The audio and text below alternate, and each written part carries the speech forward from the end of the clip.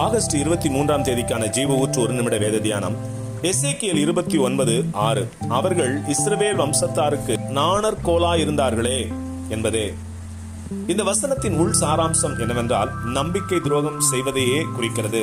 நாம் எப்போதுமே பிற மனிதர்களுக்கு நான் இருக்கிறேன், நான் பார்த்துக் கொள்கிறேன் என்ற உறுதியை கொடுத்து நாமே அவர்களின் நம்பிக்கை நட்சத்திரமாக காண்பித்துக் கொள்ளக்கூடாது.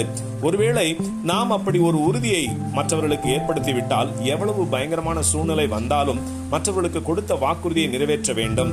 அதிலும் அவர்கள் வேறு வழியே இல்லை, நீங்கள் மட்டும்தான் ஒரே நம்பிக்கை என்று உங்களை சார்ந்து வருகிற போது அவர்களுக்கு நீங்கள் உங்களை ஒழிக்க கூடாது.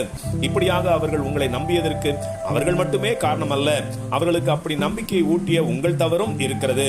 ஆகவே நீங்கள் அதற்கு பொறுப்பெடுக்க வேண்டும்.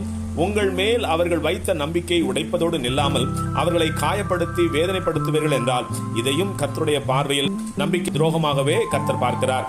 ஒரு மனிதன் பிற மனிதனுக்கு செய்கிற நம்பிக்கை துரோகங்களின் நிமித்தம் அவர்களுக்கு உண்டாகிற வலிகளினால், வேதனைகளினால் அவர்கள் வடிக்கிற கண்ணீருக்கு தேவன் நிச்சயமாக நியாயம் செய்வார். அவர் விசாரிக்கும் நாளில் துரோகம் செய்த மனிதர்கள் தங்களை தேவனிடத்தில் தாழ்த்தாவிட்டால் அவர்கள் அடைகிற பலன் மகா பயங்கரமானதாக இருக்கும். ஆகவே யாரும் முழுவதுமாக நம்மையே சார்ந்திருக்க அனுமதிக்காமல் கர்த்தரையே தன் நம்பிக்கையாக கொண்டிருக்க வழிநடத்துவோம். சங்கீதம் 40:4. அகங்காரிகளையும் பொய்யை சார்ந்திருக்கிறவர்களையும் நோக்காமல் கர்த்தரையே தன் நம்பிக்கையாக வைக்கிற மனுஷன் பாக்கியவான். ஆமேன். அல்லேலூயா.